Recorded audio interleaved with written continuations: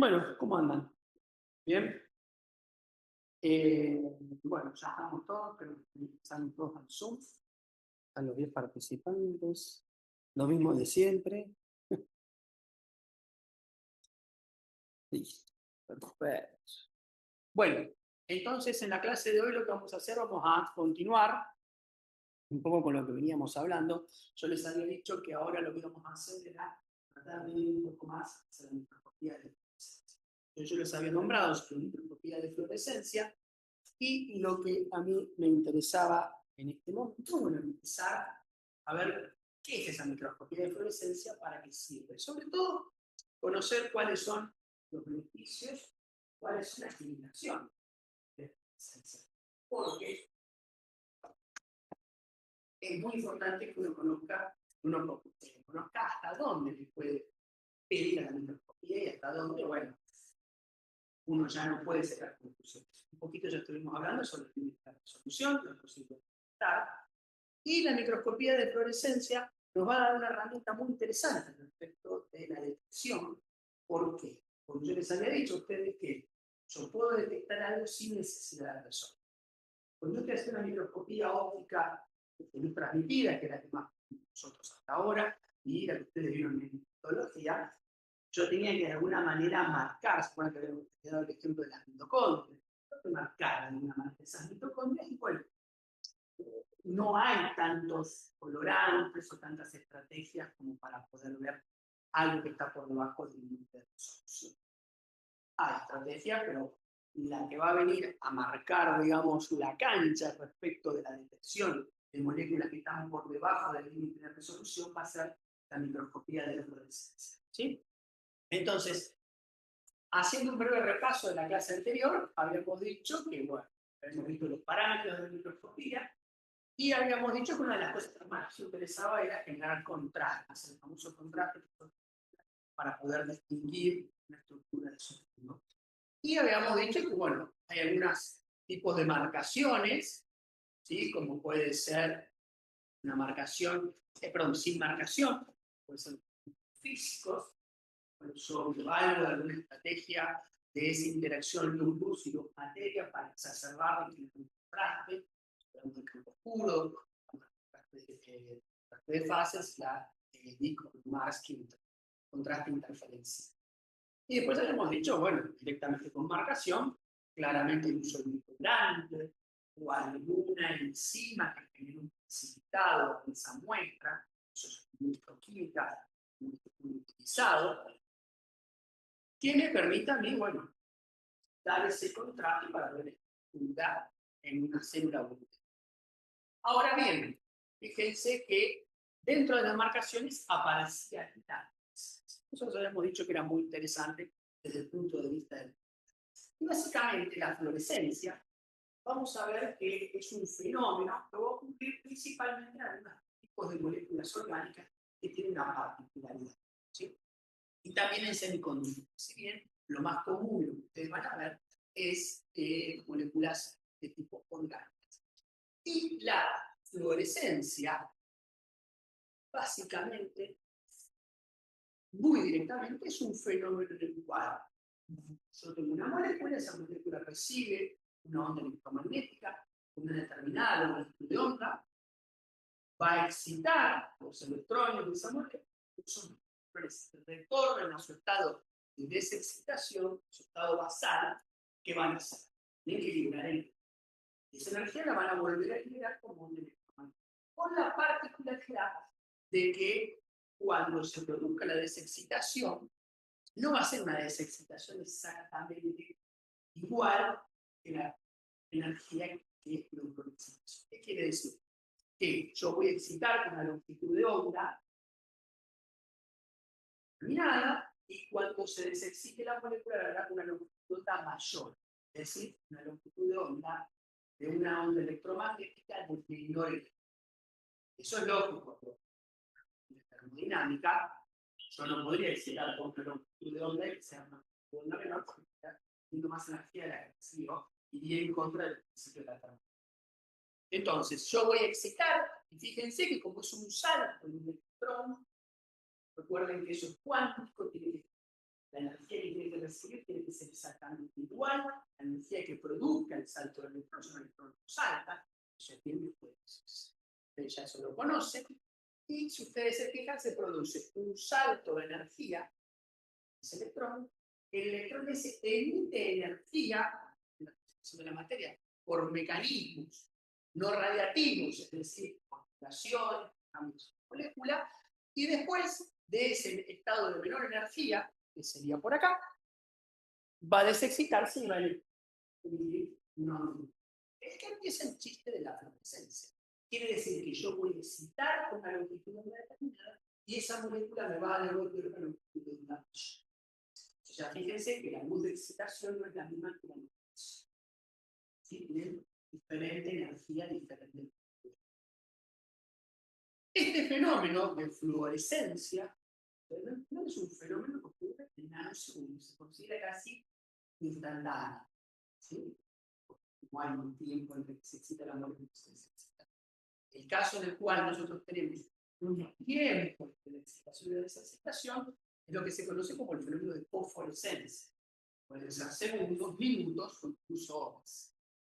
El ejemplo más claro, por ejemplo, son relojes, ¿sí? Esos que se cargan, o por ejemplo, las expresiones de la pared, fosforescencia. ¿Sí? Es el fenómeno de fosforescencia. El fenómeno similar, nada más que el fenómeno de fluorescencia se considera prácticamente instantáneo.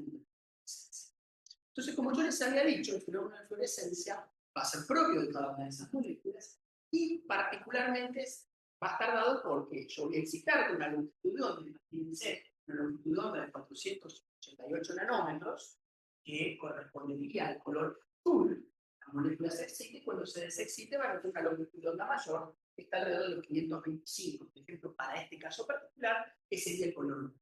Entonces ustedes van a ver que todas esas combinaciones en las cuales yo excito con un color, una longitud de onda, un color determinado y un color.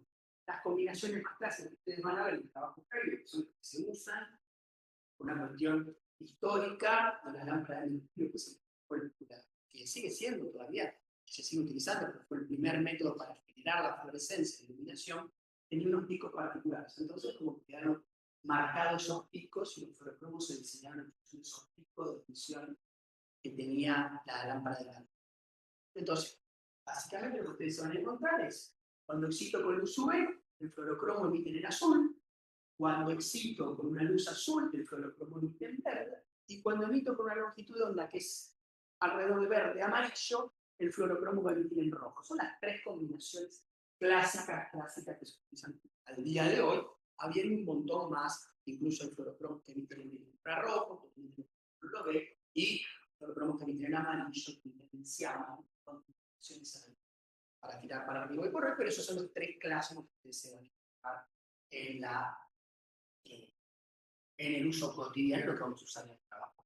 ¿Sí? Obviamente, como yo les decía, por lo general son este tipo de moléculas orgánicas, en las cuales pueden ver muchos compuestos aromáticos, con lo cual tienen sobresencias juzgados, pero para justamente tener esos orbitales en los cuales se excita el electrón, se desexcita y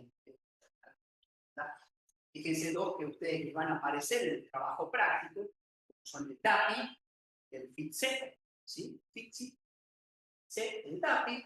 El DAPI es un fluorocromo que, si ustedes se fijan, está acá. Fíjense, DAPI, yo lo voy a excitar, fíjense que está por encima de los 420 nanómetros. O sea, es una excitación con UV. Ya les voy diciendo, ustedes prácticamente no van a ver la luz cuando necesitan el fluorocromo. ¿Por qué? Porque el ojo no tiene sensibilidad a la luz UV. O sea, no le anden metiendo el ojo debajo porque se están irradiando, tengan cuidado.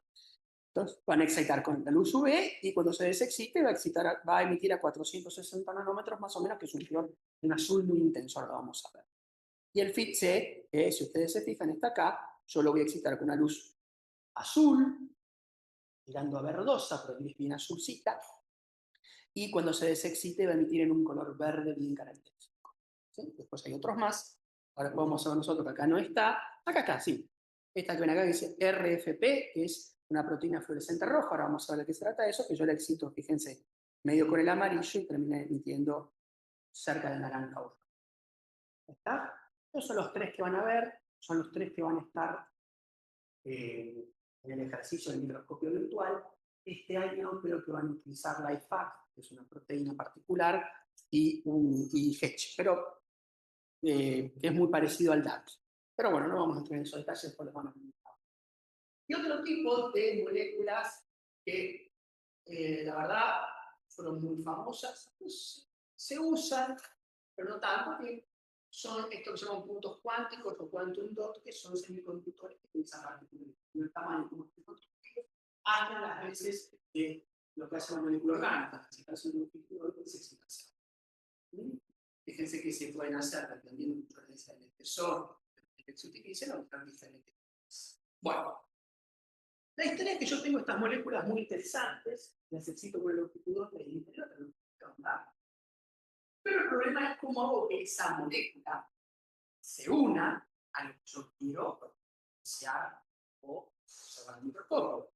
Esta molécula espectacular que emite luz, con lo cual voy a poder hacer algo que bajo de solución. Tengo que darle algo, hacer que esa molécula vaya a parar algún lugar determinado que yo conozca cuál es para poder hacer. Entonces vamos a ver que hay un montón de estrategias para darle selectividad o especificidad a esas moléculas fluorescentes. Vamos a ver cuatro ejemplos más clásicos, los cuales yo puedo tener directamente un fluorocromo que tenga selectividad o que se acomode mejor, se sienta más cómodo, por así decirlo, uniéndose a una macromolécula en particular. Ahora vamos a ver un caso que es clásico. Después fíjense, yo al fluorocromo, voy a llamar así esa molécula fluorescente, la puedo unir a DNA, y eso lo que va a hacer es una sonda. El RNA o el DNA se va a unir específicamente por complementariedad de bases en una secuencia determinada del RNA o el RNA, yo voy a poder evidenciar dónde está esa secuencia por microscopía de fluorescencia. Esa es la clásica de la técnica de Fischer. Vamos a ver, recontra utilizada en investigación y en diagnóstico de rutinas. ¿Sí? Todo lo que es identificación de cánceres, ¿sí? Más desde el punto de vista del cromosómico, Fish hoy se hace hoy. Después tenemos la otra, que es unir a la molécula fluorescente, pero cromo que es un anticuerpo. Los anticuerpos que ya hablamos, una proteína que tiene la particularidad de específicamente a una molécula o un epitope determinado. La proteína, pues, es un hidrato de carbono, lo cual hayamos generado ese anticuerpo. Entonces, imagínense, yo genero un anticuerpo que reconoce una proteína determinada, entonces le doy ese anticuerpo un fluorocromo, caso más sencillo, y ese anticuerpo se une, entonces yo eso esperaba, vamos a ver, y básicamente de esta fluorescencia de un anticuerpo unido a la molécula con la cual está elegido. ¿Y siguen hasta ahí? Y después yo puedo utilizar moléculas que tienen actividad, que no son anticuerpos, que no son ácidos nucleicos, sino que son, por ejemplo, una lectina. La lectina es una proteína que tiene actividad por determinados hidratos de carbono. ¿Sí? O en algunos casos, que acá van a ver, ya vieron en la parte de biología molecular cómo se le roba un montón de estrategias a la naturaleza para utilizarlas en el laboratorio. Bueno, una estrategia que se puede utilizar es robar una toxina, no la van a utilizar este año, pero la hemos utilizado otros años, robar una toxina que tenga afinidad con una molécula en particular, y yo le pongo esa toxina un fluorocromo, y de esa manera me valgo de esa selectividad, de esa necesidad que tiene esa toxina, esa molécula, para de vuelta dirigir a mi fluorocromo. Bien, entonces, vamos con el ejemplo clásico que ustedes lo van a utilizar. La molécula se llama Hedge. Es esta molécula que está acá, nadie les va a preguntar, se va a tomar, yo estructura, simplemente la estructura de vuelta con varios anillos aromáticos, y que es una molécula que es plana. Una molécula que es plana y se acomoda con mucha afinidad, aerodinámicamente, es muy favorable, fíjense, entre las bases de los ácidos nucleicos, cuando tenemos la doble hélice, lo que son las bases nitrogenadas quedan apiladas como si fuesen monedas. Bueno, es que se acomoda muy bien entre esas bases nitrogenadas. Entonces, ¿qué es lo que va a pasar? Yo se lo agrego a la célula, ese Hedge por afinidad va a ir y se va a cargar la base nitrogenada, con lo cual va a ser un excelente marcador de ya lo saben, Entonces, fíjense, acá tiene una foto donde se ven las células y el H, como yo les decía, es un fluorocromo que lo existe en el UV y emite el color, una longitud de onda que nosotros la vemos como azul. ¿Ven ahí? Entonces yo puedo marcar un número. Lo mismo el DAPI, que es una molécula similar, y la van a escuchar, no la van. Entonces, directamente acá, el propio fluorocromo tiene selectividad con una macromolécula en particular. El que les decía recién, ¿sí? Unido a alguna molécula que tenga afinidad clásica. Hay un hongo, que ustedes lo van a retomar en su esqueleto, ¿sí? Que es la manita faloide, que es un hongo bastante bonito, ¿sí? Es parecido a la manita muscaria, que es el hongo ese blanco con pintas rojas, bueno, de la familia, la manita faloide, recontratóxico, ¿sí? Y entre las cuales todas las toxinas que tiene una muy particular que se llama faloidina. La faloidina tiene la particularidad de unirse al citoesqueleto de actina polimerizada. Entonces, fíjense que interesante, no solo se une a una molécula determinada, sino que esa molécula está polimerizada. Entonces, si ustedes se dan cuenta, no se ve. La faloidina nos permite ver citoesqueleto de actina polimerizada. Está buenísimo, entonces. Está buenísimo para esa copia, no para consumir, obviamente, sí, es recontratóxico, patotóxico. De 2 por 3 aparecen casos de gente que come hongos silvestres, se confunde y a veces enganchan a manita faloide y termina bastante mal la cosa. Entonces, fíjense, la toxina, otra vez, la orgánica espectacular, unida a el fluorocromo, que en este caso es pixel. Entonces, yo hago esa unión, pongo la falidina va a interaccionar con el citoesqueleto de actina y voy a terminar viendo estas cosas. ¿Sí? El citoesqueleto de actina polimerizado y lo voy a ver en verde porque la falidina es unida al fluorocromo. Entonces, en un caso.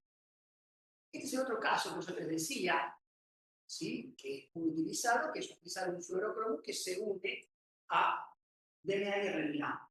¿Sí? En ese caso tenemos, por ejemplo, la técnica de Fish, que es hibridación in situ, la fluorescente.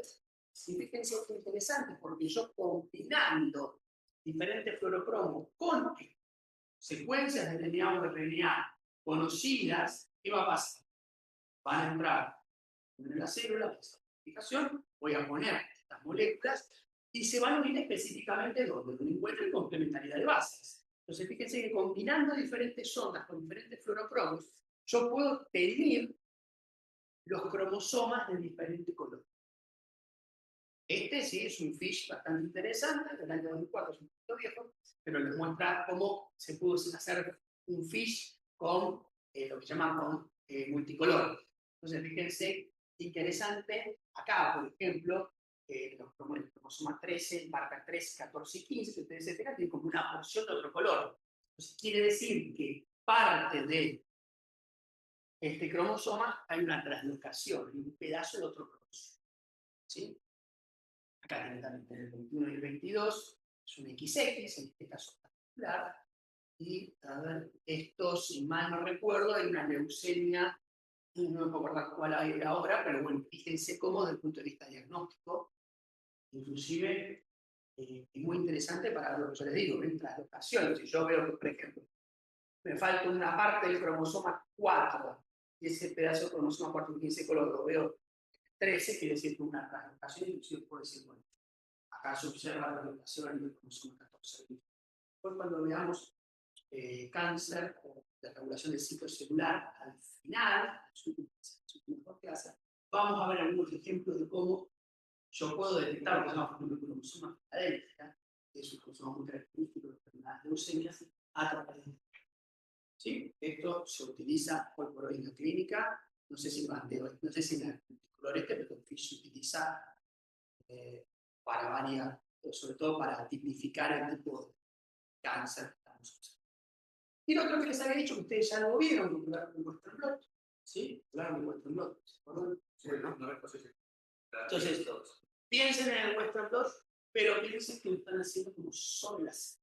En vez de utilizar una molécula luminiscente o una enzima que produce luminiscencia, directamente le van a unir al anticuerpo con fluorescencia. O sea que les traigo este ejemplo clásico, yo tengo el antígeno, acá dice antígeno inmovilizado, bueno, son las células afectadas, le agrego el anticuerpo primario, que es el que reconoce mi estructura, o mi epitope que yo quiero revelar en la inmunofluorescencia, y después le agrego una molécula fluorescente, perdón, un anticuerpo secundario, sí unido a la molécula fluorescente. En este caso particular, se conoce como anticuerpo secundario. El beneficio de eso es dos. El primer beneficio es que yo puedo comprar un anticuerpo secundario marcado y eso utilizarlo para un montón de técnicas. Y a su vez, al utilizar este tipo de estrategia, yo uno un anticuerpo y ese anticuerpo se une más anticuerpos, estoy haciendo que es amplificar la señal. ¿Sí?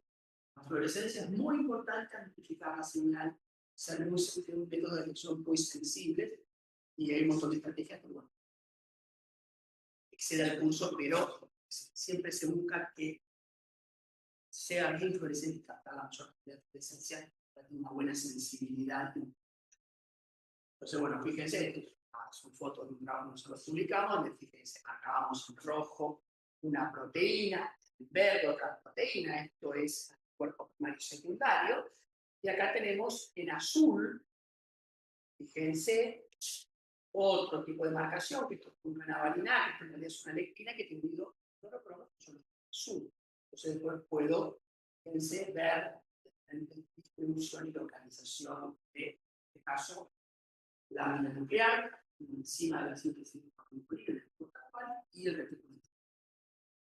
Bien. Entonces, ¿para qué puedo querer utilizar yo la microscopía de fluorescencia? Entonces vamos a hacer un ejemplo de un problema. Por ejemplo, pero esto que uno a veces hace en el laboratorio. Es decir, el fármaco de AX, no sé si pasa nada, es lo mismo, se postula como un posible tratamiento para el cáncer. Es un fármaco.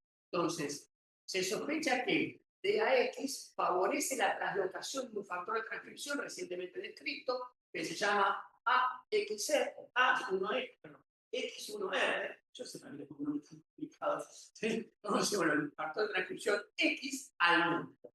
¿Cómo demostraría esta hipótesis por microscopía de fluorescencia? Vamos a hacer un pequeño ejercicio por todo. ¿Cómo lo demostrarían por, o sea, que el fármaco permite la translocación del factor de transcripción? ¿Cómo lo demostrarían por una técnica que no sea microscopía de fluorescencia? Entonces pensé que los desorienté. Estamos en clase de microscopía y cambié el tema. Se podría hacer por encuesta. Identificar la proteína, la fracción nuclear, bien, y chequear que los otros, bien, o que haya menos cantidad dependiendo de la exactamente. Bien, ahí va la cosa. Yo podría agarrar células control, células tratadas, hacer un fraccionamiento subcelular que haga la fracción nuclear pura, cruda, tiene restos de membrana, de citosol, de células, van ensuciándome el resultado, y quedarme con el citosol, es una translocación entre el citosol y el núcleo. Siembro el gen, corro y después revelo vuestra hipótesis. Si esta hipótesis es real, yo tendría que ver el contrato con el fármaco, me tiene que aumentar la señal nuclear de células tratadas, ¿sí? La fracción nuclear de células tratadas, disminuyendo la fracción citosólica, me permite células control, debería haber una gran señal del citosol y baja la luz. Nunca es de todo nada. Siempre hay una translocación, pero no quiere decir que sea todo nada. Aunque uno a veces pone ejemplos que son así, en la práctica no es así. Pero bueno, lo podría hacer porque... Vamos a ver. Entonces, es una buena práctica, es una práctica bastante saludable demostrar la translocación a través de un todo, como puede ser vuestro blog, y de la microscopía de fluorescencia. Entonces, bueno, vamos a ver cómo uno puede ver la localización intracelular de una proteína, por ejemplo. ¿Sí? Dijimos entonces que la droga produce la translocación del factor de transcripción. Entonces vamos a tener, dijimos bien, unas células control, siempre control, unas células control. ¿Estamos? Entonces, lo que yo podría hacer es marcar el núcleo, porque acuérdense, esto es todo oscuro. Yo veo una proteína verde o algo marcado verde, pero no voy a poder ver nada. O sea, verde en un fondo oscuro. Entonces yo tengo que identificar quiero ver la translocación nuclear, porque además identificar, me queda otra. ¿Sí? Eso es muy importante. Siempre tengo que identificar de alguna manera la manera a la cual yo quiero ver que se mueva. Si no, yo veo una marcha verde, por ahí, y no tengo ni idea. Entonces, fíjense, lo que yo puedo hacer es utilizar un marcador nuclear rojo, que emita fluorescencia roja, ¿sí? Y un factor de transcripción que utiliza un anticuerpo primario antifactor de transcripción y un secundario que tiene unido ¿qué? Un fluoroplomo. ¿Me van siguiendo ahí? Entonces, técnicamente las células control tendría que ver rojo el núcleo y verde el factor de transcripción que no se trata. Vamos a todo nada para hacer un sencillo ejemplo. ¿Sí? Bien, esto es lo que estaría pasando. ¿Bien? Transcripción primario secundario. Bien, entonces fíjense, yo voy a tener las células control tratadas, técnicamente no pasa nada, es lo mismo, trato las células, y después lo que yo podría llegar a ver es este tipo de fenómeno, ¿sí? Yo veo el color verde, acá, una estructura del citoplasma, y cuando las células están tratadas debería ver que se pone verde en el mismo lugar donde están. ¿Cómo hago yo para identificar el marcador nuclear y mi proteína? Bueno, lo que se hace es sacar una foto. A ver, yo miro el fluorocromo verde o rojo, saco una foto mirando solo el fluorocromo verde, esa es así, y después superpongo las imágenes. Y técnicamente yo debería ver esto, ¿sí? Con fondo negro, el núcleo rojo, las células control, veo que el rojo y el verde no codistribuyen con un término que van a empezar a llamar de presencia, no colocalizan, sino están en el mismo lugar. Y cuando pongo el fármaco, está presente con el fármaco, veo que colocaliza. La colocalización, si yo superpongo una imagen roja y una imagen verde, se forma el color amarillo. Eso tiene que ver por cómo detecta el ojo superposición de las dos longitudes de onda de emisión. Eso es otro capítulo que es en el momento, si tuviéramos más tiempo, lo que veamos. Perfecto. Ahora, la pregunta es, esa distribución verde, ¿qué puedo decir yo de la distribución verde de las células control? ¿Dónde está? Yo no lo sé. Me gustó aquella citoplasma. Yo no sé si son citosol o los exosomas. No lo puedo saber hasta que no utilice un marcador de una de esas organelas o estructuras para colocalizar. ¿Se entiende eso? Yo no tengo forma de ver nada. Yo veo una mancha verde que no colocaliza el color. Uno con la experiencia se va dando cuenta por la distribución de Goltz, lo empieza a sospechar, pero para confirmarlo, porque poner un marcador, si yo digo, esto está en el citoplasma, bueno, voy a poner un marco de citoplasma, o por marco en forma negativa todo el resto de la célula, y confirmo que es el citoplasma. Si es el retículo, tengo que poner un marcador de apertura. Fíjense acá, esto también es un trabajo nuestro, entonces nosotros, fíjense, marcamos Hedge, beta-catenina, beta-catenina con beta-catalina, tiantina y GALT2. Esto es todo una ensalada rusa, lo único que yo les quiero mostrar acá para que ustedes vean es que en este trabajo nosotros teníamos que mostrar que cuando hacíamos un tratamiento, que se pone acá abajo, en el control, veíamos que se perdía la localización de la proteína beta-catenina. Entonces, ¿qué hicimos? Pusimos un marcador de núcleo. ¿Colocalizan en el mismo lugar? No. Fíjense que no hay superposición del verde y del azul. Pusimos un marcador de retículo. ¿Colocalizan? No. Colocalizaba. Pusimos un marcador de Golgi, pero de la red, en realidad este es marcador del Golgi de la parte cis del Golgi. Cis y medial. Entonces hicimos cis y medial y tampoco localizaba. ¿Con quién colocalizaba? Que yo traté de eso. Es con GALT2, que es una proteína fluorescente amarilla, que marca lo que es la red trans del Golgi. Y ahí encontramos que codistribuían en ahí que se ve amarillito, entonces de esta manera demostramos que se refiere a la proteína. Así se hace la microscopía de fluorescencia para el cáncer. Pero bueno, imagínense que yo quiero hacer entrar una proteína adentro de una célula, tengo un problema. Tengo que marcar una proteína nuclear, una proteína explosiónica. Tengo un pequeño gran problema. ¿Un anticuerpo qué es? es el punto de la macromolécula. Una proteína. La proteína puede atravesar la misma plasmática. No, transportador. Necesitaría algún transportador, incluso cosas. Pero bueno, si se lo citara, tampoco está en su función, porque entonces el ciclo con el cuerpo. Entonces, de alguna manera, yo tengo que hacer la proteína. Entonces, para eso hay que permeabilizarlas. Antes de permeabilizarlas, por lo general, en términos generales, hay que fijarlas. Fijación, más la fijar. Entonces, pues permeabilizo. Una vez que permeabilice, puedo hacer que entre el clorocromo cuarzo.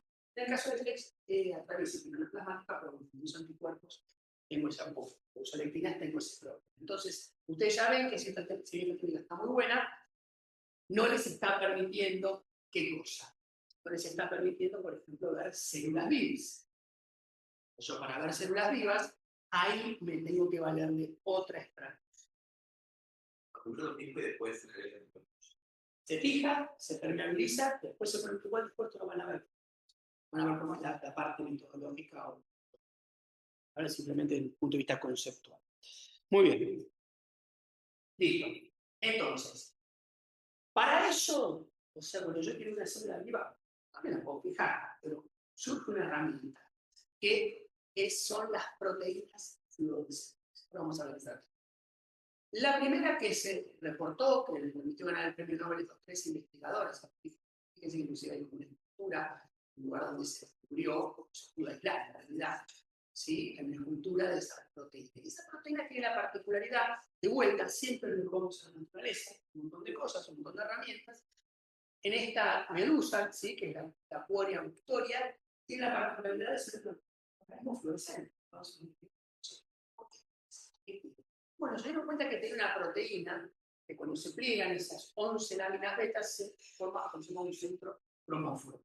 Es decir, una proteína fluorescente absorbe la longitud de uno y mete fluorescencia azul. Punto.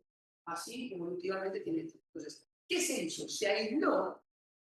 Y miren hoy por hoy la cantidad de cosas que se dirigían, inclusive se empezaron a meter otros organismos y hoy por hoy uno puede tener un montón de proteínas fluorescentes. ¿Qué es eso? Proteínas tienen la particularidad de absorber la longitud y son proteínas fluorescentes. Fíjense que se han desarrollado ya en el paranucleos, mitocondrios, un montón, hay unidades y cantidades de proteínas fluorescentes, inclusive tienen selectividad por el componente. Entonces, la historia es, yo tengo la proteína fluorescente, pero volvemos al mismo problema original. Yo tengo una proteína fluorescente. ¿Cómo hago que esa proteína fluorescente esté reportando la localización de una cultura en particular? O en la misma. Entonces, lo que se hace, fíjense, es obtener lo que se llaman proteínas quiméricas o proteínas de fusión. Esto es una foto, yo te lo quería mostrar, es algo que hicimos en el laboratorio. Entonces, ¿uno qué hace? Puede comprar un plasma, que ya lo vieron en la parte de biología molecular. Compra un plasma, que son estas estructuras circulares, catenarias, con un montón de cosas, que ya van a tener un origen sintético, en su momento no, vamos a las bacterias, que ya se más sintética. Uno va y compra y le llega, fíjense, el papelito, el inserto y un papelito, que tiene escrito, que cuando se lo mandaron, pusieron una gotita de ese plástico. Diluye ese plástico, y si ustedes se fijan en la secuencia, fíjense que hay un sitio por encima de la reacción, acá, justo antes de qué? De GFP. En realidad, GFP lo que está ahí es la secuencia para la proteína fluorescente. Entonces, yo lo que voy a hacer es insertar mi proteína acá, cuando mi proteína se sintetice, se va a sintetizar mi proteína, y la misma secuencia primaria de la proteína también va a estar la de la GFP. Entonces, los resultantes son de mi proteína ahora, además con la secuencia de la GFP, lo cual yo transformo en fluorescente mi proteína de interés. ¿Sí? Acá, básicamente en el plasmio, no me voy a poner a detallar esto porque ustedes lo van a ver muy bien, todas las secuencias, pero lo que yo quería que vean es que el poliligador, la GFP, un poliar, ya sale poliar, obviamente, en una diagrama mensajero. Y ustedes ya habrán visto que hay genes de selección, o sea, para seleccionar las células que incorporan el plásmido, ya sea selección procariota o selección incluso eucariota. Es decir, antibióticos que matan las células que no incorporan. Entonces, fíjense acá lo que nosotros habíamos hecho.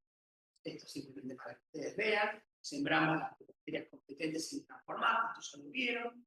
¿Sí? En la clase de biología molecular lo van a volver a ver. Lo van a ver en trabajo práctico. Voy a tener las bacterias competentes. Lo que yo estoy haciendo es aislar una bacteria. Esa bacteria aísla mi plasmio. Y ese plasmio se lo meto a las células. Entonces, fíjense lo que yo tengo acá. ¿Ven? Se ve todo oscuro, yo les había dicho. ¿Y qué veo? En verde, la localización, la presencia de una proteína. Es una proteína que es un receptor. Es decir, un montón de células. En realidad, esta es de contraste interferencial, no es el relieve. Tengo un montón de células, pero algunas células están afectadas, no todas. Fíjense, porque no siempre la transfección es del 100%. Y la pregunta que yo les hago ahora, ¿puedo saber cuál es la localización? ¿Así? No, nada que marque. No. Hasta que nosotros no utilicemos un marcador de Morse, no podemos saber cuál es su localización. Bien, para que ustedes vean, acá hay una célula, dos células en realidad transfectadas, pero lo que uno puede hacer es seleccionar esas células transfectadas, hacer una transfección estable y tener toda la colonia con la expresión del receptor. ¿Sí? Bien. Miren, por ejemplo, tantos ejemplos hay para dar, pero un está muy bonito porque, fíjense, es un axón, ¿saben lo que es un axón? Son de las neuronas, los eléctricos. Bueno, hasta estos investigadores querían ver si hay una proteína que se movía en el axón y las pusieron como proteínas fluorescentes, las proteínas que a ellos les interesaba. Y se movió. A ver. Ahí está. Fíjense cómo se mueve, uno puede ver el movimiento de la proteína, ¿sí? Dentro de la célula, en este caso dentro del axón. Entonces puedo seguir por fluorescencia en la célula y hablo de la distribución de la proteína por de fluorescencia. Bueno, después también podemos ver este tipo de animales, son animales transgénicos. Son animales transgénicos son ratones en los cuales se incorporó en su genoma la proteína fluorescente. Entonces, fíjense, tienen dos ratoncitos que son fluorescentes y uno controla que no es fluorescente. Los dos tienen incorporados el genoma la proteína del sífilis. ¿Sí? Una es transgénica de mujer y otra es incorporada. Fíjense también, inclusive les venden los pececitos, estos que son los transgénicos, que tienen diferentes fluorescencias. Ustedes ven una lámpara, una pecera y van a ver fluorescentes diferentes colores. Son organismos transgénicos que expresan proteínas. No sé si está bien o está mal en el punto de vista ético, esto, pero bueno, es para investigación o para obtener mecanismos moleculares, bueno, podría ser, pero para vender peces no vamos a ponernos a eso. Entonces, yo tengo la proteína fluorescente verde, tengo una proteína fluorescente, con eso puedo marcar en mi célula la localización de una proteína. Lo que tiene interesante es célula. ¿Podría fijar una célula que tiene proteína fluorescente? Sí, finalmente, pero bueno, el chiste de la proteína fluorescente es que yo la puedo seguir en la célula. Bueno, y ahora vamos a ver cómo es que yo puedo ver o cuáles son los tipos de microscopía que puedo hacer con la microscopía. Les digo que lo estoy quedando súper corto, lo que les voy a mostrar ahora, tomas de tipos de microscopía que utilizan esencia de alta resolución, super resolución, etcétera, pero bueno, más o menos los ejemplos que estoy en el libro, en los cuales uno puede observar fluorescencia por microscopía.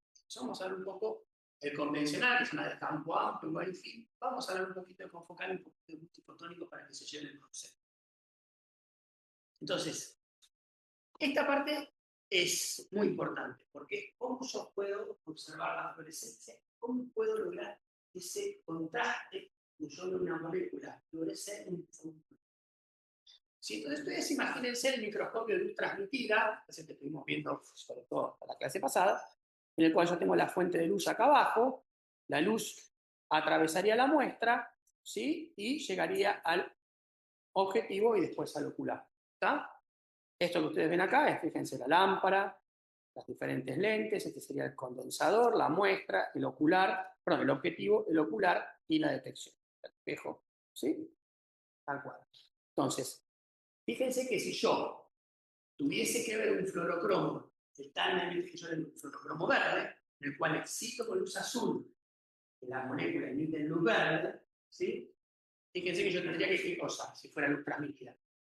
Pasar por acá, excitar la muestra tiene que desexcitar, y después tendría que desexcitarse la muestra, pasar por el objetivo, pasar por el ocular y llegar al detector cuántico. Pero si ustedes se fijan, acá yo tengo un problema bastante grave, porque la luz que utilizamos para excitar la muestra también entraría al objetivo, al ocular, lo cual yo terminaría viendo algo así, un fondo azul, que ustedes van a ver, muy potente la lámpara de ustedes, con lo cual es una luz muy intensa y teniendo un poquito de fluorescencia. Ahora la fluorescencia siempre es un fenómeno bastante restringido y que necesitamos buenos objetivos para capturarla. Entonces, no se está cumpliendo eso que yo les decía del fondo negro y mononucleosa. ¿Sí?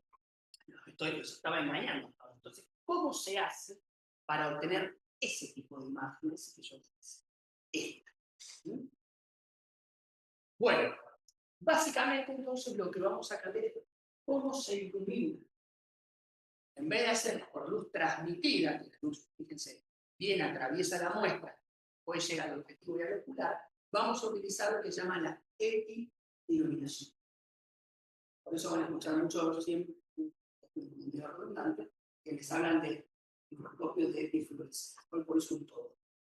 No es un significado particular de un tipo de microscopio. El día de hoy utilizan microscopía, hacen microscopía por etiluminación. Entonces, ¿en qué consiste?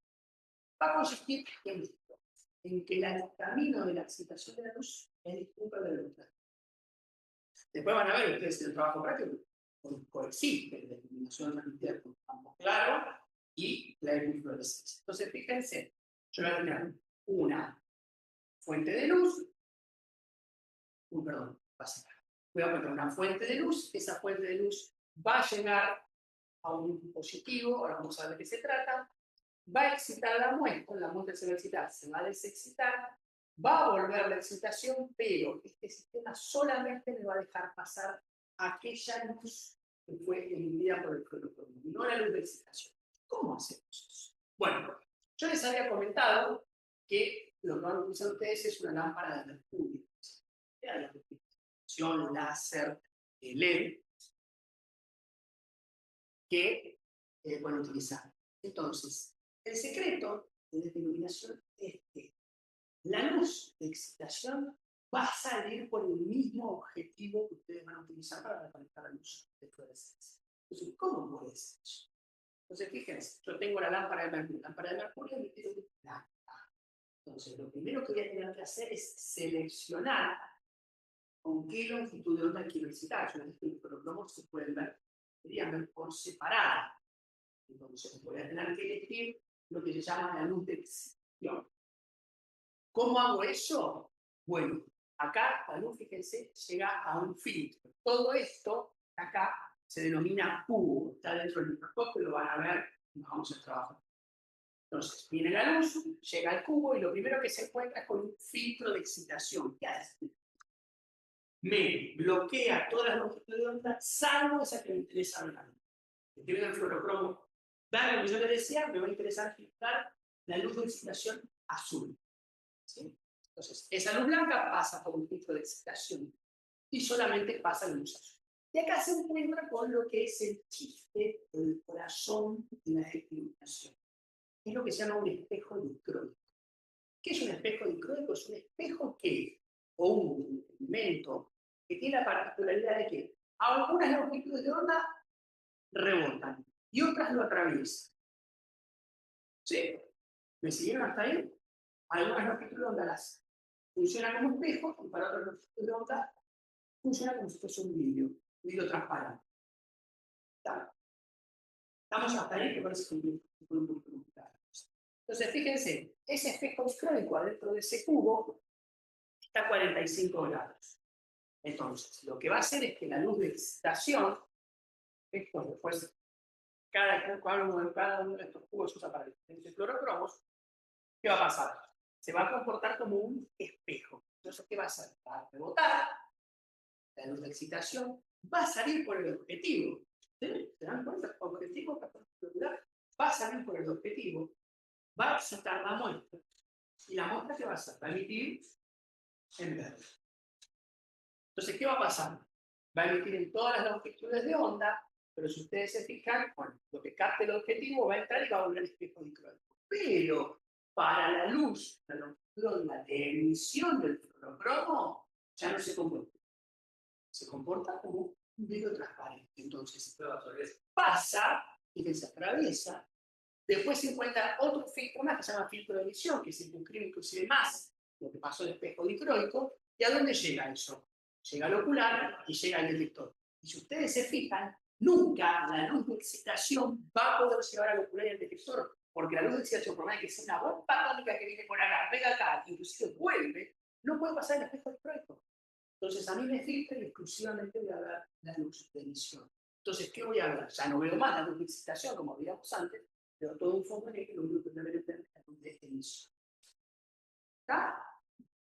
Obviamente yo les dije que esto se cumple para varios fluorocromos, cada uno de los fluorocromos que yo se compra esto. Entonces yo quiero, supongan, yo quiero ver el verde para que me dé esta configuración, con este espejo con este filtro de excitación, que solamente pasa el azul, con este espejo dicróico, que rebota el azul, pero el verde lo deja pasar, y con el filtro de emisión, que solamente deja pasar el verde. Si yo quiero ver otro fluorocromo, por ejemplo, estábamos hablando recién, que era el rojo se excita con amarillo, entonces cambio directamente eso que se denomina cubo, y ahora, fíjense, le pongo un filtro solamente para el amarillo, el espejo dicróico se comporta como espejo para el amarillo, rebota, sale por el objetivo, excita la muestra, la muestra se desexcita, emite el rojo, y el espejo dicróico ahora ya es transparente para la onda roja, atraviesa el filtro de emisión y llega a la influencia. Yo que veo, todo un fondo negro, pero solamente la presencia roja de emisión. ¿Sí? Perfecto. Van a ver que es algo así. Fíjense, acá tiene un microscopio, en esta parte inferior tiene lo que es la luz transmitida, igual muy corriente, ¿sí? Y a su vez, fíjense, acá tengo la lámpara de mercurio, viene toda la iluminación por acá, acá se encuentra con los cubos, después sale por el objetivo, se excita la muestra en emisión vuelve por el objetivo, atraviesa el espejo del espejo y llega a la cámara. Así es la configuración que ustedes van a ver en el microscopio, y como una super larga. Básicamente, los objetivos y el ocular, y ahí está la lámpara de mercurio, viene, bota, cita, por el trabajo, lo pasa en el trabajo práctico, lo van a ver, van a entender de lo que pasa.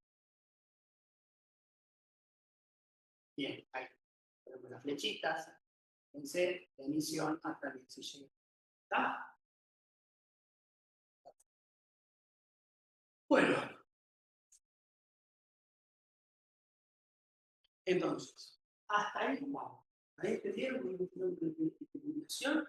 Perfecto. Entonces, ahora vamos a ver, un poquito para atrás, vamos a ver otro tipo de microscopía, que es la microscopía confocal. ¿Sí? Ustedes imagínense todo lo que es microscopía confocal o multifotónico, lo que busca es mejorar la resolución y mejorar la imagen. Mejor resolución de la microscopía confocal.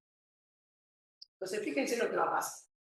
Imagínense que yo quiero ver una proteína que está, fíjense, es una célula un poco ubicuitaria, ¿sí? Imagínense que yo quiero ver una proteína que está acá en el borde del núcleo, ¿sí? ¿Lo ven? Ahí está en el borde del núcleo. Entonces voy a excitar por iluminación con onda amarilla.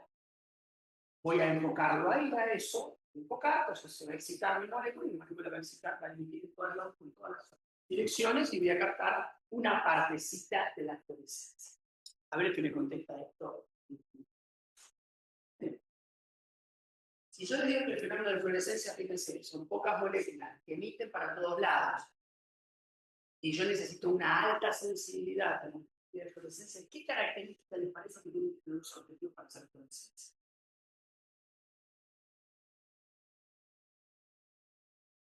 Gran inversión, ¿no? O sea, ¿Cómo? gran inversión por tener contacto. Que hagan emisión con trigo. No, me creo, o sea, cuando sean ciertas que se absorban. No, justamente que absorban, no. Pero ya entiendo más o menos. El fenómeno de fluorescencia es un fenómeno de una molécula que emite para todos lados. Entonces yo quiero tratar de agarrar la mayor cantidad de rayos posibles para hacerlo bien sensible. Entonces, los objetivos, por lo general, ¿qué dicen?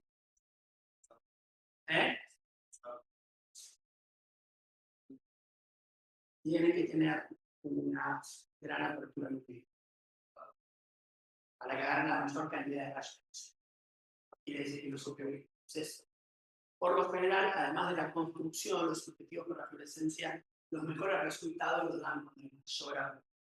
Eso, para microscopía de fluorescencia, tienen que utilizar objetivos, por ejemplo, la apertura numérica 1.4, muy transmitida para ver los tejidos teñidos, una numérica de 1.25, inclusive menor, sobre la luz. La fluorescencia. Vamos a ver si podemos hacer un poco de sinapsis con la clase pasada. Entonces, bueno, fíjense que yo voy a tener la luz que atraviesa la muestra, existe y existe. Entonces, si ustedes se fijan, yo voy a tener un problema, porque si bien yo estoy enfocando para que se haga ahí la excitación, la luz sale del lugar y va excitando toda la muestra. Con lo cual no solo se va a excitar el fluorocromo que está acá, sino que se van a excitar todos los fluorocromos que estuvieron en el camino, que estuvieron ahí presentes.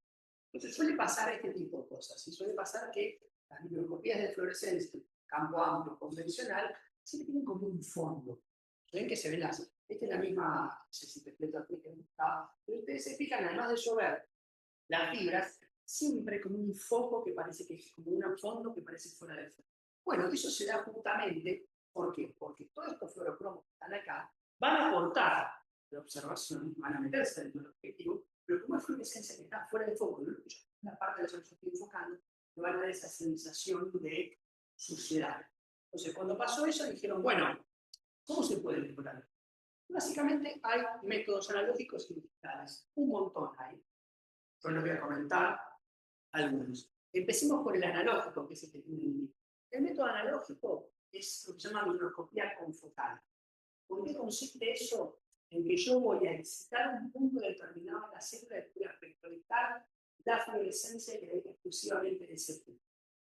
Entonces, si ustedes se fijan, yo puedo tener un láser dicróico, excitar una muestra determinada, una muestra que tiene volumen, es una célula, en realidad voy a estar excitando todo. ¿Ves? Todo lo que pasa en la persona está excitando. Pero el detector va a tener que pasar por lo que se llama un ping-pong, un perito, que si ustedes se fijan, si la fluorescencia viene del centro de la célula, hace todo este camino óptico, pasa el espejo dicroico y justo pasa por ese agujerito y llega al detector. Pero la fluorescencia, que por ejemplo no está en el núcleo, sino que está en una plasmática, fíjense, cuando hace el camino óptico, ¿qué le pasa? Choca y no entra por el agujerito de la red. Si eso es un agujerito, un poco más complejo, es un ping-pong que se llama un agujerito, por el cual yo recolecto. Entonces, tiene la particularidad de que permite recolectar solo la fluorescencia de los más campos, una zona determinada. Tengan en cuenta que las células tienen tres dimensiones. ¿Sí? Entonces, yo puedo de alguna manera juntar exclusivamente la fluorescencia que viene de lo que se llama un plano focal. Entonces, paso de tener esto que está súper exagerado. Eso ya no se ven así las cosas, pero paso de tener algo súper fuera de foco a definir mucho mejor. Eso tiene mejor resolución confocal. Es decir, que básicamente el confocal lo que hace es eliminar la fluorescencia que está fuera de. Y el confocal es una cosa que permite, muy interesante, es decir, si yo puedo ver la fluorescencia que está viniendo de una parte determinada, de un plano focal, que es decir, una parte determinada de la célula, imagínense que esta es la célula, entonces yo técnicamente lo que puedo hacer es sacar fotos seriadas de cada uno de esos campos Y para que ustedes se den una idea, puedo ver la distribución que tiene esa proteína, esa molécula fluorescente dentro del cerebro. Ese es el ejemplo que resulta más fácil de entender como si hubiese una tomografía. Va sacando fotos de diferentes planos y que me permita me permite hacer un montón de cosas lindas. Por ejemplo, bueno, fíjense acá, un video que os muestro, ¿ven? Es un video de diferentes planos focales. ¿Está? Sacando fotos. ¿Y qué hago con esto? Puedo hacer, por ejemplo, reconstruir y ver cómo es la célula de perfil. ¿Ven? Esto yo estoy viendo de perfil. Una célula que yo le saco fotos con el microscopio y después reconstruyo lo que se llama el eje Z, el perfil de la célula. Sumo todos los planos y los cambio de color. O inclusive, fíjense, puedo hacer una reconstrucción 3D. ¿Sí? Esto que hace es una mitosis, donde está el DNA marcado en rojo y los microtúbulos están en blanco. Pueden ver como uno puede ver en el contexto del volumen a esa célula de dimensiones. Y que ahí tenemos una metafase. Con los más eliminados en el uso y los microtúbulos tirando esos cromosomas. Bueno, y hay un paso más en el focal, que es el multifotón. Que si bien el confocal yo le decía que junta la fluorescencia que tiene un único punto focal, de todas maneras el láser, con el láser sigue excitando todo el panel. ¿Sí? Yo quiero ver cuál es la proteína que está en el borde del núcleo, acá en el núcleo. Sin embargo, la excitación es por láser, por lo que ustedes quieran. Fíjense que sigue excitando todas las moléculas del vitamina. Y eso puede molestar, sigue molestando. Entonces, ¿qué se hizo? Se hizo una metodología multifotónica. ¿En qué consiste? Si esta molécula necesita cualquier energía, una energía, una electromagnética, que tiene la longitud de 488 nanómetros, te recuerdan que tiene que ser exacta. No lo decimos, no lo cual, sacar el orbital, necesita una energía puntual. Entonces, ¿qué hicieron? Pues dijeron, en vez de mandar un haz de luz que ya tiene la energía, ¿por qué no mandamos dos con la mitad de la energía y se encuentra el mundo? Sería algo así. Como yo estoy mandando un haz de luz que tiene la mitad de energía, ¿qué va a pasar con todos los protones que se encuentran en el camino? Nada, porque tiene la mitad de energía. De este lado lo mismo. Ahora, cuando en simultáneo llegan los dos fotones, se suman y llegan a la energía exacta para producir la excitación. Entonces, fíjense que esto sería, vamos a pasar a un ejemplo más clásico, en un confocal, fíjense que bonita que sale la fluorescencia, pero en un multifotónico limpio aún más la fluorescencia fuera. ¿Hay multifotónicos en Argentina? Sí, hay. Ya el multifotón es una técnica bastante de uso habitual. Ya hay microscopios de super resoluciones.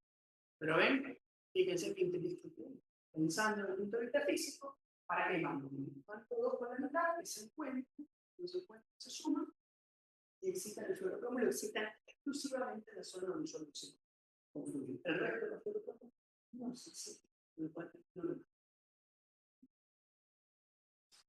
Les quería mostrar en realidad pensé en mi microscopio hoy por hoy, ya inclusive es intradental, puede hacer un bichito vivo, tiene una profundidad de trabajo bastante chica, pero bueno, se puede inclusive sacar neuronas, mira, el cloroplasto es un animal que está riendo, no es un sonriente, pobrecito, pero bueno, no es exactamente así. Se abre, imagínense que el objetivo va casi pegado al cerebro.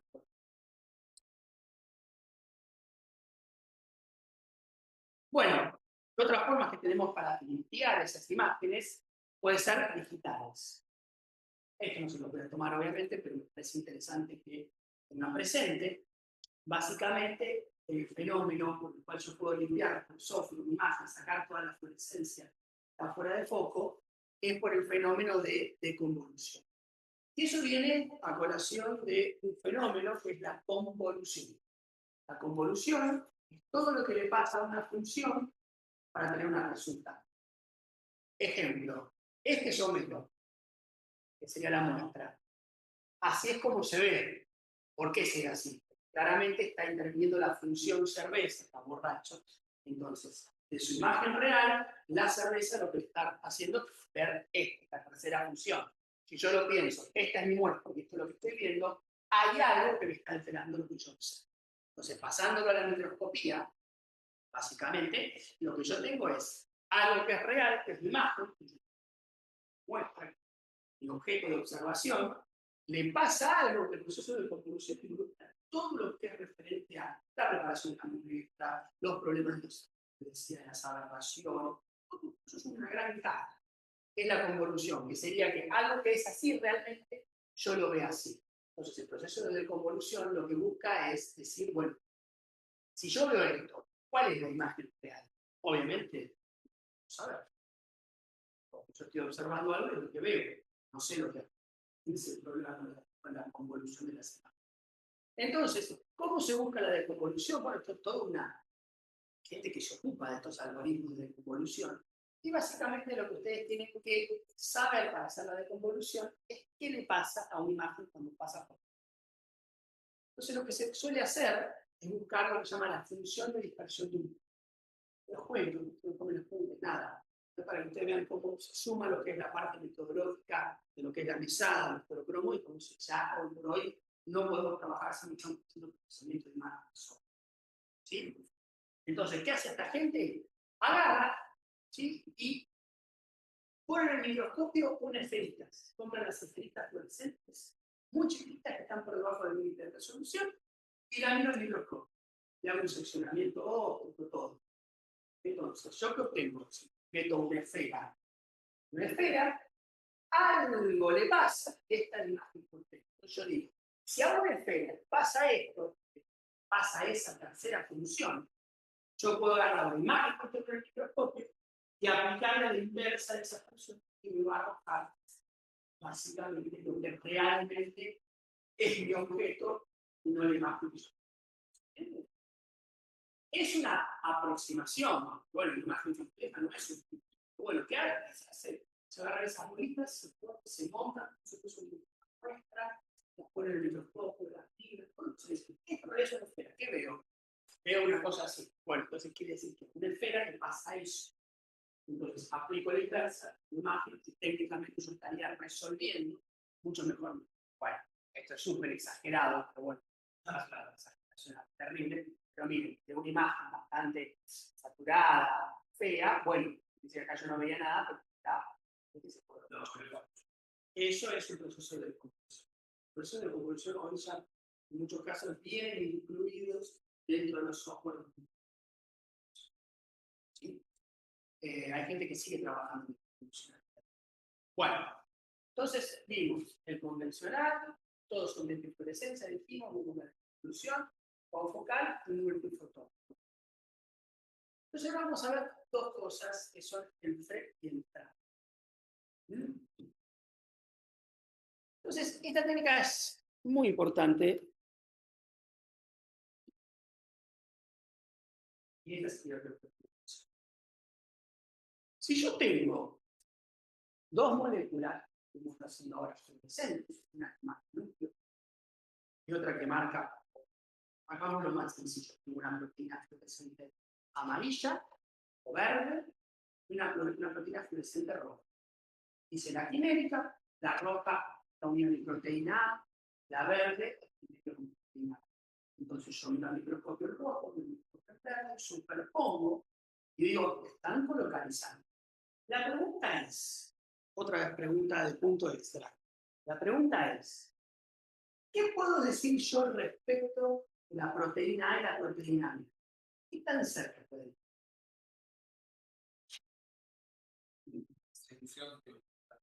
¿Cómo? Exactamente. Depende del número de resolución.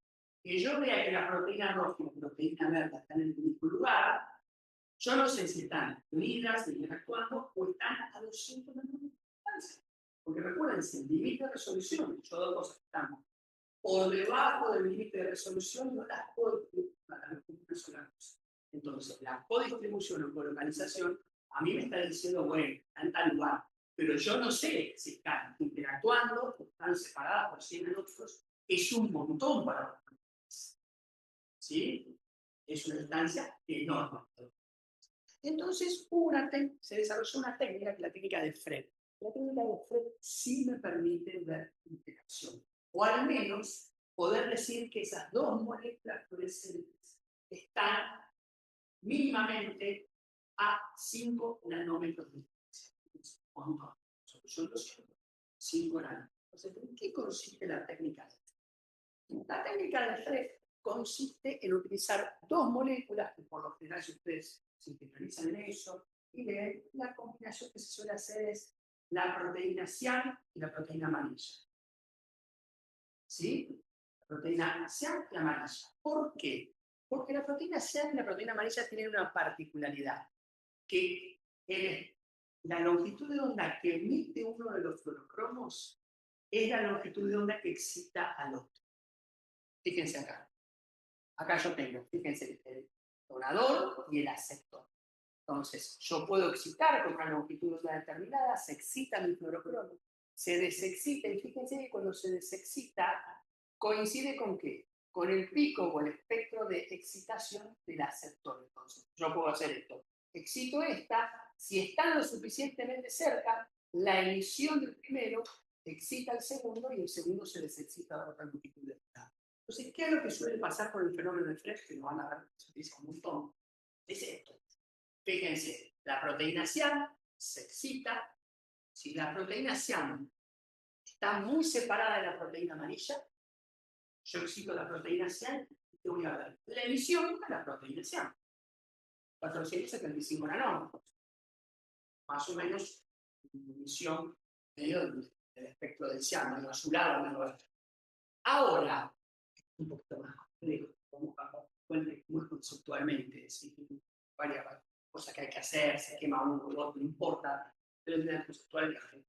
Ahora, si están lo suficientemente cerca, cuando yo excito la proteína cian transfiere esa energía, es por eso se llama FRED, ¿sí? Transferencia de energía de personas, puede ser resonancia, transferencia de energía por resonancia. Entonces, excito la proteína cian se desexcita, pero esa emisión, ¿quién la va a agarrar? La proteína amarilla. Entonces, yo excito para ver la proteína cian, pero en realidad veo la emisión de la proteína amarilla. Eso me están diciendo que están haciendo Fred. Y para que eso ocurra, tienen que estar como mínimo a 5 nanómetros. Entonces, imagínense, ustedes por fluorescencia pueden estudiar si la proteína A interacciona con la proteína B, por ejemplo. Es decir, inclusive hay un problema que está en los ejercicios, lo van a ver, y si no lo ponemos este año, va a estar dentro de los ejercicios sugeridos para que practiquen. Inclusive yo puedo hacer Fred para ver cambios conformacionales. ¿Por qué? Fíjense, yo puedo poner mi proteína, en este caso que tiene un ligando, acá tengo una molécula, esto es toda una única proteína, en la cual yo tengo unido en un extremo, puede ser un amino terminal, la proteína cian, y en el enlace terminal la proteína amarilla. ¿Lo ven? Entonces, si la proteína no está activada, por ejemplo, por fosforilación, que es una fosforilación, tiene esa conformación. De esa conformación, las dos proteínas fluorescentes están alejadas. Entonces, ¿hacen Fred o no? No. Entonces, imagínense que yo quiero evaluar si un fármaco produce la fosforilación de este factor de transcripción. Volvemos a lo mismo. Entonces, pongo el estímulo y si la proteína se fosforila, fíjense que acá hay un dominio de unión al dominio fosforilado. Entonces, la proteína, ¿qué va a pasar? Se va a plegar sobre sí misma. ¿Qué va a hacer? Va a hacer las dos proteínas fluorescentes. Y de esa manera se Fred. Entonces, yo puedo ver, incluso con la técnica de Fred, la técnica de microscopía, puedo ver el cambio conformacional, o puedo ver, no el cambio conformacional, pero puedo ver la activación de la proteína que involucra un cambio conformacional. ¿Sí? Entonces, fíjense, yo puedo ver inclusive, esto es una única célula, puedo ver, eso es lo que decía, la emisión del cian, la emisión del amarillo, y acá lo que se está mostrando es que inclusive dentro de esta misma célula, yo puedo ver las zonas en las cuales se está produciendo el Fred. En este caso puede ser que se están interactuando dos proteínas. ¿Sí? Entonces lo puedo ver inclusive en un lugar determinado que están interactuando dos proteínas. Se utiliza muchísimo esto cuando vean señales de transducción, ya lo vieron, señales de transducción, señalización. Pero en señalización hay un receptor que según una proteína adaptadora o una proteína que yo recuerdo, receptor con proteína genérica interactúan. ¿Sí? Bueno, con el frente sirve mucho hacer como el receptor como una proteína fluorescente química y una proteína G como el otro. Entonces lo que voy a ver es que cuando interactúan hacen frente. Esto es el caso. Esta es la técnica de FRAP. Esta es un poquito más fácil de entender. Simplemente yo tengo una proteína fluorescente, estoy mirando al microscopio, lo que se suele hacer es quemar fluorescente. Todos los fluorocromos de las proteínas se suelen hacer, porque irradian mucho, se rompen con la zona cromófora, es el núcleo cromóforo, y se ponen de color negro, ni más, no hacen más fenómeno de fluorescencia. Entonces muchas veces se marca, fíjense, una proteína que a tiempo cero se fotoblanquea, que dice que yo irradio esa zona un montón y rompo esa proteína fluorescente. Y lo que se puede hacer es ver cuánto tiempo tarda en recuperarse la fluorescencia. Esa recuperación de la fluorescencia no depende de que la molécula que se rompió se restituye, esa no se restituye más. Quiere decir que las proteínas fluorescentes que estaban alrededor de ese lugar difunden y vuelven y cambian de lugar. ¿Sí? Entonces yo puedo medir, fíjense, la velocidad de la difusión, por ejemplo, de proteína, la velocidad de transporte. Imagínense, yo quiero ver una proteína que se transporta, qué sé yo, del retículo al bolso a la membrana plasmática. Y no sé cuánto tiempo tarda. Entonces agarro la célula, le pongo una proteína fluorescente, yo sé que hace ese camino. Entonces agarro la membrana plasmática y la foto blanca, o sea, queda todo negro. Igual digo cuánto tiempo tarda en recuperar la fluorescencia, y eso por cálculo puedo decir, bueno, la velocidad de movimiento de la proteína, desde el bolso hasta el retículo, hasta la membrana plasmática es de tal velocidad. Y eso se miden velocidades de transporte, velocidades inclusive de difusión, como yo les decía, y de compartimentalización. Entonces, fotoblanqueo el Golgi, digo cuánto tarda la proteína en el retículo y para el Golgi que vuelva a empezar. Fíjense, todo esto seguras vivas. Y otra cosa que ustedes pueden, que vamos a ver un ejemplo seguramente, son indicadores. Este que ven acá es un indicador de calcio, una molécula que se mueve fluorescente cuando hay calcio. Entonces, fíjense cómo puedo yo seguir el pulso de calcio de un ovocito. En la fecundación de un ovocito con el pulso de calcio, yo lo puedo ver porque el calcio se vuelve fluorescente. Vamos a ver otros ejemplos. Un montón de indicadores. Nosotros tenemos en el laboratorio ahí, unos funcionando, por ejemplo, son proteínas que reconocen diferentes fosfolípidos. Entonces, puedo batir los polifosfolípidos, fosfato, señalización,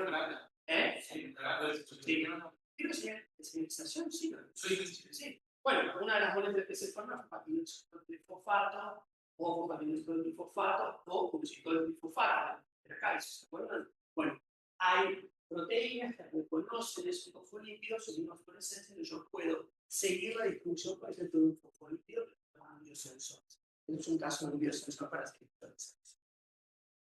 Bueno, ¿vamos bien hasta acá? ¿Más o menos bien? Sí.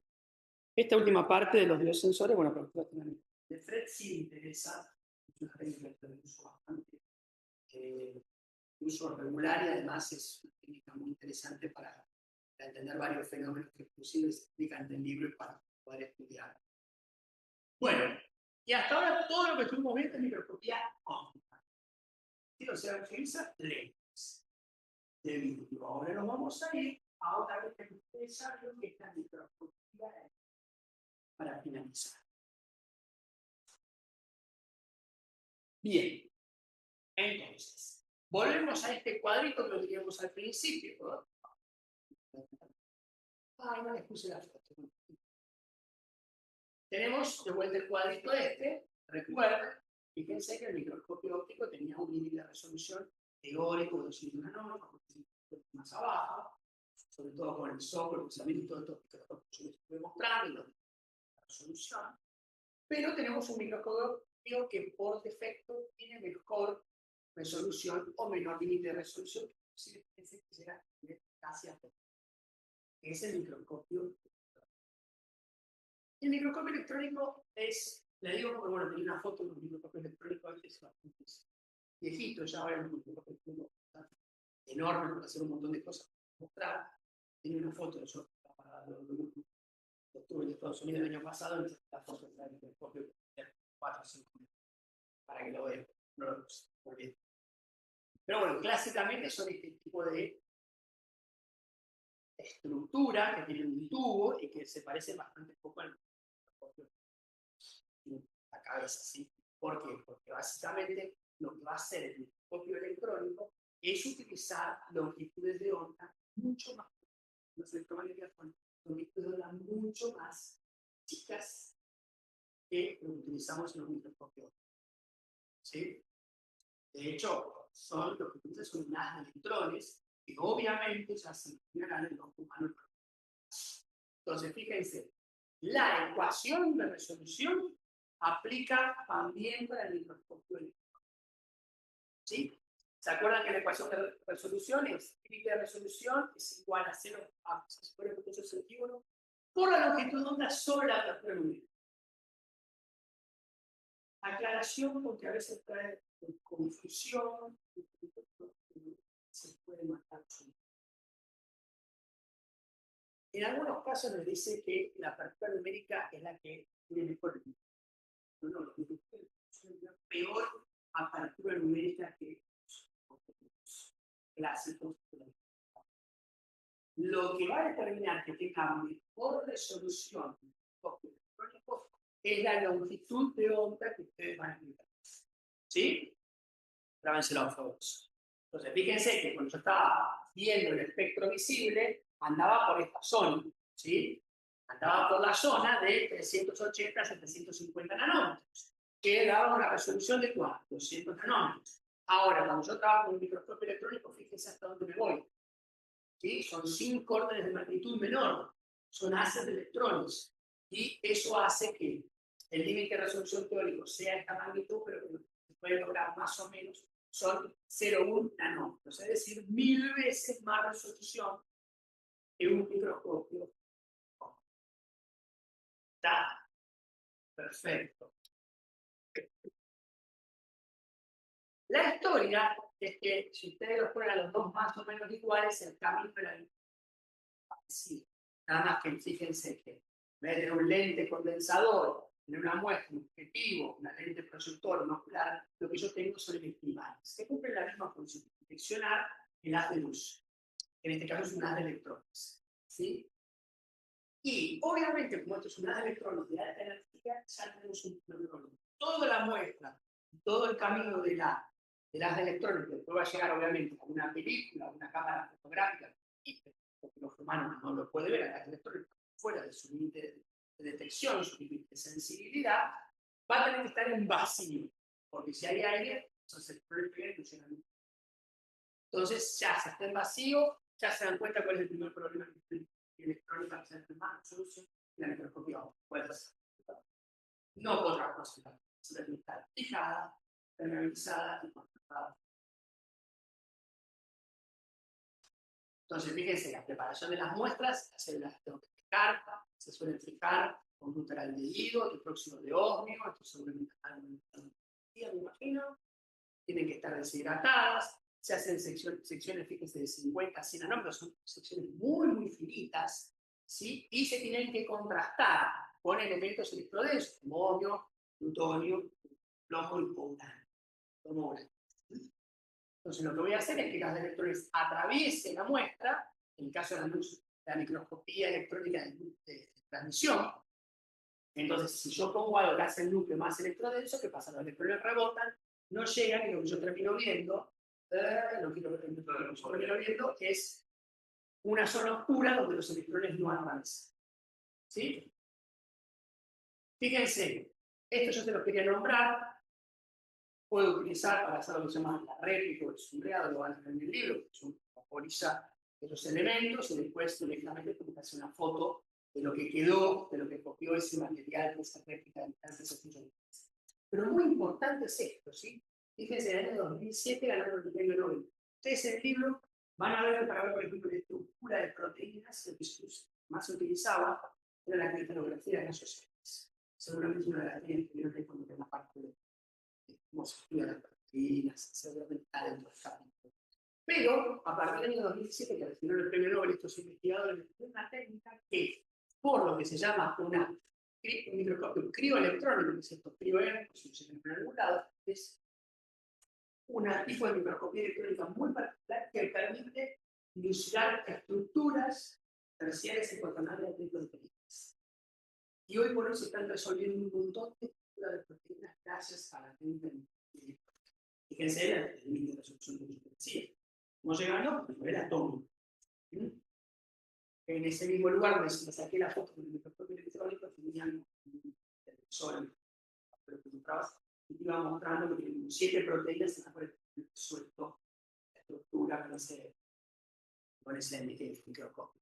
Tiene un montón de cosas más muy interesantes. Entonces, fíjense, lo que se termina viendo, acá, sí, volvemos a la, ¿se acuerdan del verde malaquita? Un color verde lo veo en el microscopio óptico, resuelvo. Así resuelvo, sé cómo se ven diferentes membranas, la matriz, ¿sí? ¿Lo ven? Entonces ya ahí yo resuelvo, inclusive si yo quise una técnica para ver, por ejemplo, si las mitocondrias están alteradas en determinada patología, tengo que para la estructura de la mitocondria. No podríamos un microscopio óptico. Bueno, y acá simplemente para que ustedes tengan en cuenta, porque los van a ver en los libros, van a ver mucho, que tengo principalmente 2 tipos de microscopía. Una que es la microscopía electrónica de transmisión, es decir, las de luz atraviesa el espécimen y lo detecto. Pero después tengo lo que es el microscopio electrónico de barrido, que en vez de juntar los electrones que atravesaron la muestra, junta los electrones que fueron reflejados. En vez de agarrar lo que atravesó la muestra, agarra lo que rebotó en la muestra. Entonces, fíjense una cosa importante. Perdemos resolución. Ven que perdemos resolución. Este tipo de detección de barrido. Pero fíjense qué lindo. Yo puedo ver como en estructura 3D a esa célula. ¿Por qué? Juntar todos los electrones que rebotan me da una idea de volumen de superficie. Fíjense, esto es una arteriola, como se ve el número, como se ven los glóbulos rojos. Incluso fíjense esta microscopía fantástica que están viendo la estructura de un poro nuclear. Fíjense qué interesante cómo pueden ver esa estructura de un complejo molecular, para que después lo van a ver más adelante. Entonces, bueno, simplemente esto es un resumen de lo que vimos en el transcurso de las 2 clases. Microscopía óptica, esos 3 parámetros.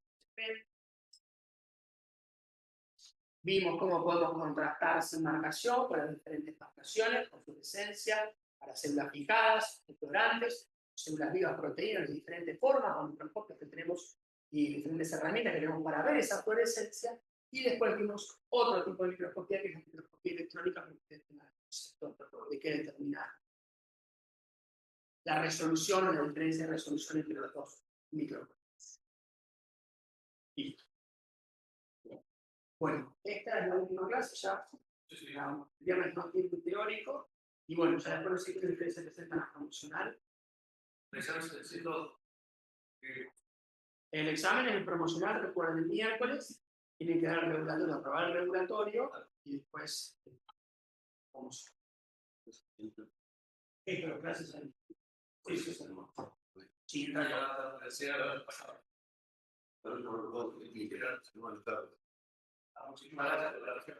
bueno, a los que están ahí en el Zoom, terminamos. Voy a ir cerrando. Así genero el video. Que les vaya bien.